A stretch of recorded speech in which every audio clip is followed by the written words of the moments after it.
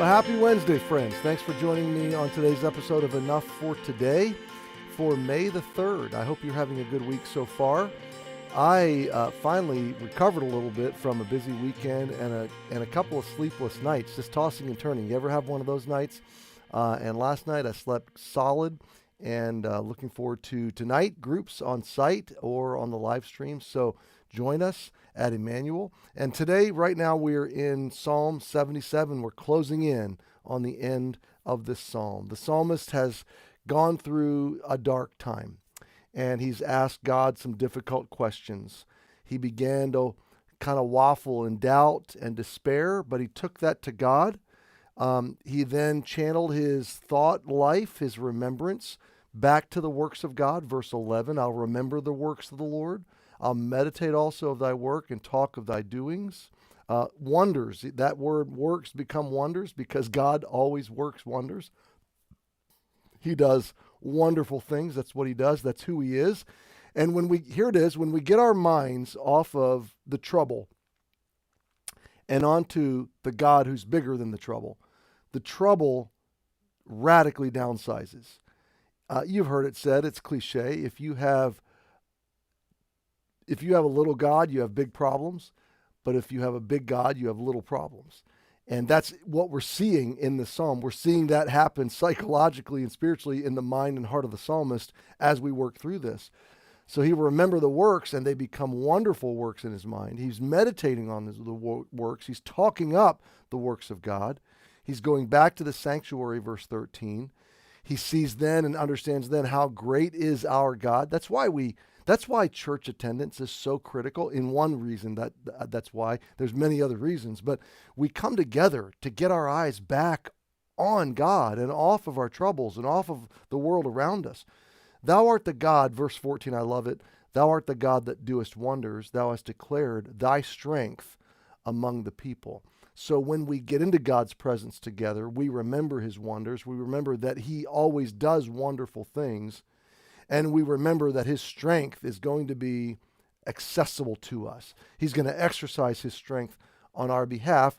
And the way he did that in human history to the greatest degree is verse 15. Thou hast with thine arm redeemed thy people. Now, likely the ancient psalmist is thinking, and we'll see it in a minute, he's thinking of redeeming Israel from Egypt, which is awesome, but we know that was only a picture of the greater redemption. It was as great as it was an arrow pointing to the work that Jesus would do to bring us all out of the condemnation of slavery in Egypt, in the Egypt of sin and death and hell.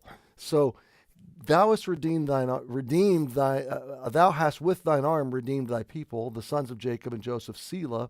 Look at verse 16. This is where we pick up today. The waters saw thee, O God.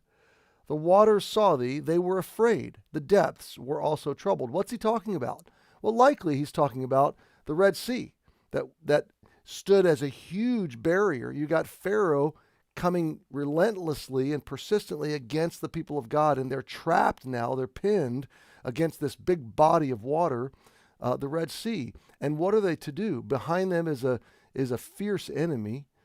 Before them is a wall of water, and they're 1 million people strong. They can't get across this body of water. There's no bridge. There's no boats. There's no easy way to traverse it. And this is the God that does wonders. Walls, let me say it that way, walls, impassable mountains, impassable trials and hardships are no problem for God. Now bring this forward into the 21st century. What you think is impossible is no problem for God. When you choose to follow him, when you choose to faith him, to trust him, to do what is right, he meets the need. He resolves the struggle. He moves the mountain. He parts the water. The waters see God and they're afraid. Okay, your storm, your trial, your hardship, your mountain, your wall, your darkness is terrified of God. That's a profound consideration. The clouds, verse 17, poured out water. The skies sent out the sound. Thine arrows also went abroad. What's he talking about in verse 17? Well, a couple of ideas. It could have been a very particular storm. that was used by God in a significant way. It could have been the end of a drought. Let me back up. Typically, when you read about rain and clouds in the Bible, it's not what we think of when in the 21st century idea. We think of clouds and rain as storms of life. And there's some sense of that in the Bible. But often, and most often, the sense of clouds and rain is abundance of blessing, because more rain meant greater crops, lusher landscapes, and then therefore healthier flocks and herds, which would result in greater multiplication. So rain typically means abundance, wealth, provision. God's going to pour out. Isn't it interesting how in our modern sense, rain might mean storms or clouds or gray or depressive, but in the Old Testament sense, it means abundance. And sometimes those ideas merge together, that God is working future abundance through the storms of our life right now, through the clouds and the rains of our life right now, which is a great thought. But the clouds poured out water, the skies sent out a sound, that's probably thunder. Thine arrows went abroad. God's coming to provide, to defend, to step in to the need of the people. The voice of thy thunder was in the heaven. The arrows, by the way, might be referencing lightning, because he says that next. The lightnings lightened the world. The earth trembled and shook. So I'm going to pause here for today, because we've covered a number of verses, but the idea here is that the psalmist, I just want you to look at the contrast between the heart and mind of the psalmist, the eyes. What direction is the psalmist looking in verse 15, 16, 17, 18, by contrast to verses 7, 8, 9, and earlier in the psalm. And you see a transformation. You see a progression of growth. And this is the transformation that God wants to bring in all of our lives when we get our hearts and minds from our trial back onto Him.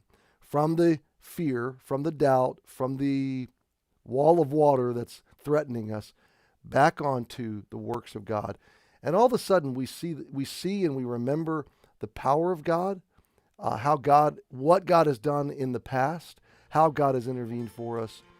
And you know what that does? It lifts our heart. It downsizes our problem, it upsizes our God, and it gives us hope. So rest in hope today. Happy Wednesday. Hope to see you tonight at church. Otherwise, I'll see you tomorrow.